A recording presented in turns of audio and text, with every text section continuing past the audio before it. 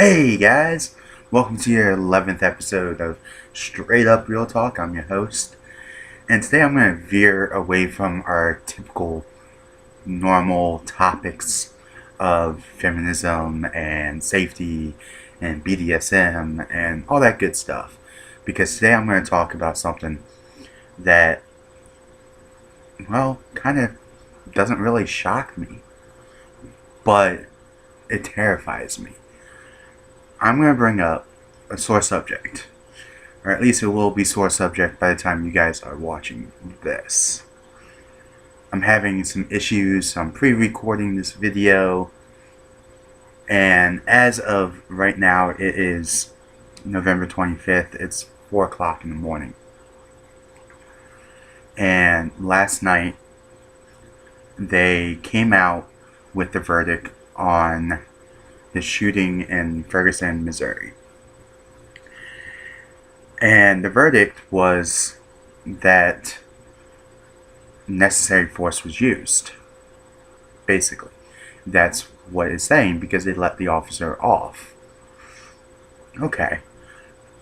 I see how the evidence points to that. I really do. I get it.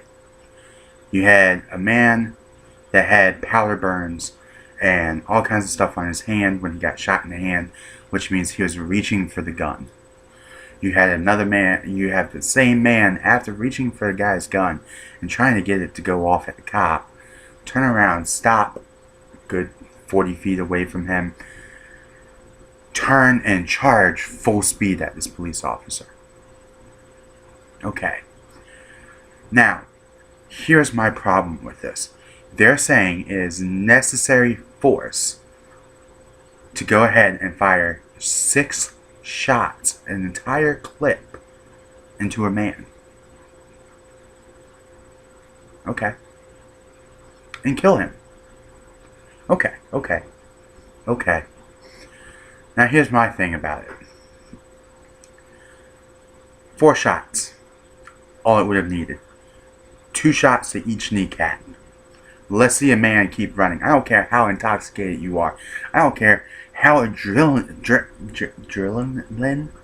rushed you are. You are not going to be running. You're going to be on the ground crying for your mama. Because you're in so much pain. Subject to stopped. And he would have been able to face charges for felony assault, for dislocating a police officer's eye, or whatever it was that happened. I'm not sure exactly what happened to the police officer. I mean, that's kind of bad of me. You know, I really should know more. But I'm more about the safety of the public, the safety of police officers, protecting the public, including those that are charged with crimes. I mean, granted, yeah, sure, they didn't know at the time that he was the suspect of a robbery. Or, well, it depends on what story you believe. There's certain stories out there that say they didn't know. There's other stories out there that they said the call came in like right before he stopped these guys for jaywalking, and he made the connection after he started driving away, which is why the fight broke out and everything else. 4 shots to the kneecaps. Man would have lived. None of the riots would have happened. And everything would be fine. But that didn't happen. What did happen was the police officer emptied his clip into a man's body, with the final bullet being placed into a man's head as he was falling to the ground from being shot so many times. And that's necessary force.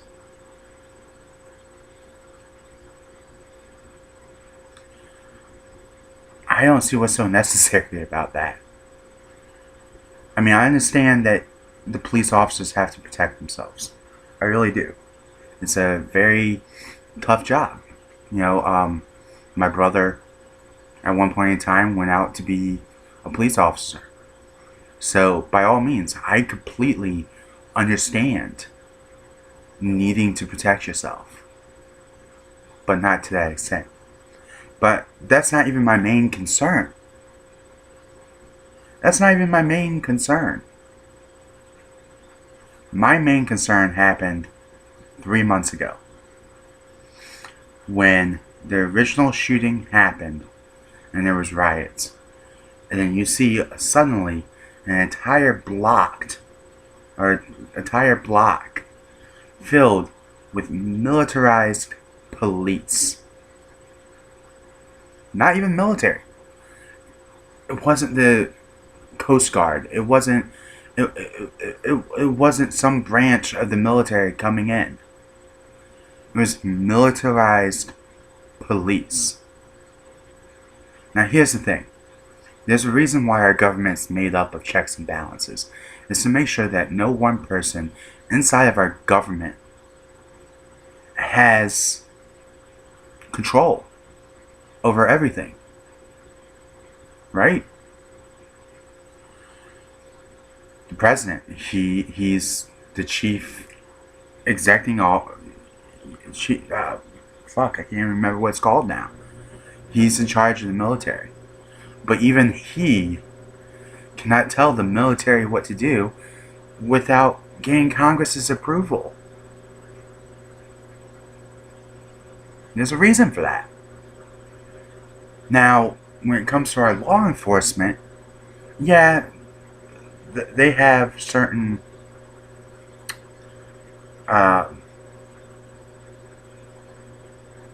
obligations to follow Congress's laws and all this other stuff and everything else.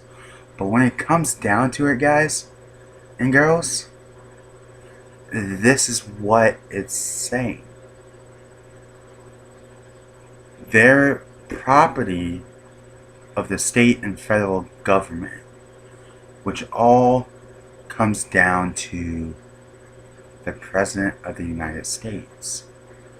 The President of the United States has the right to do things with the police force without checking with Congress or the judicial court. Now, where's the problem in that? The problem is we're starting to see more and more militarization of our police forces in the United States. More and more, our police force is becoming a civilian military controlled by the federal government, who all answer to one man. Does anyone else see the problem here? Everyone seems to overlook this militarization because they think, oh, well, there was riots, there was people dying, there was this, there was that, there was this, there was this. They were protecting the people. Okay, that's what SWAT team is for. That's what branches of the United States military is for.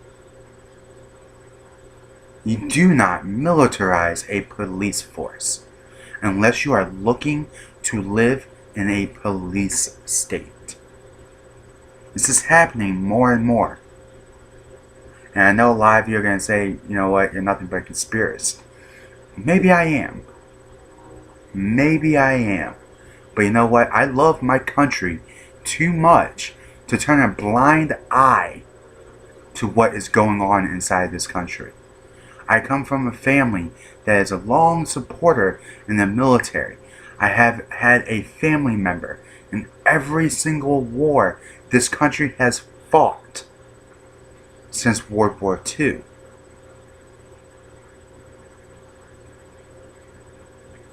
I don't want to see this country to go to hell. And it's starting to. Because we as the American people are turning a blind eye to things like militarization of our police force. Something's up. And it's time to wake up, America. It's time to stand up and say, we are not okay with this. It is time for a change. And that's what this show is about, is making a change in this world. One person at a time. And this is straight up, this is real. This is what's going on right now. More and more, our police force is getting away with more and more things. And you know what? It needs to stop. Before someone gets hurt. And before it's too late. It's not too late yet, America. Let's make sure that we can get this taken care of. Let's put a stop to the militarization of our police force. Our police force are civilian units, whether they want to realize it or not. They may be in with state law and federal law and everything else, but that does not make them a militia. That does not make them part of our United States military. Therefore, our police force should be forced to use the same civilian weaponry that any other civilian has available to them.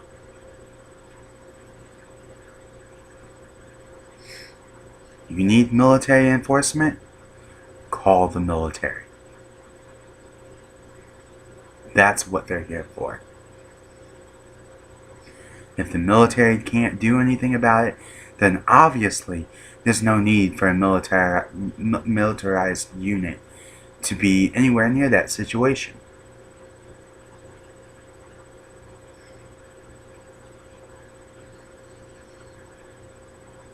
Something should have been done about this. This was another case that was lost. The justice system failed these people.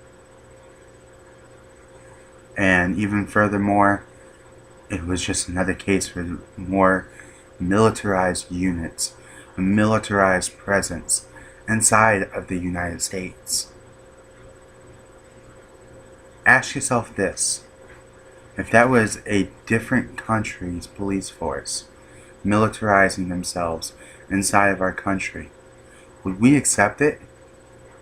Would we allow it? Would we be okay with another force entering this United States in a military aspect? And if the answer to that is no, then why is it okay that our own police force is being militarized?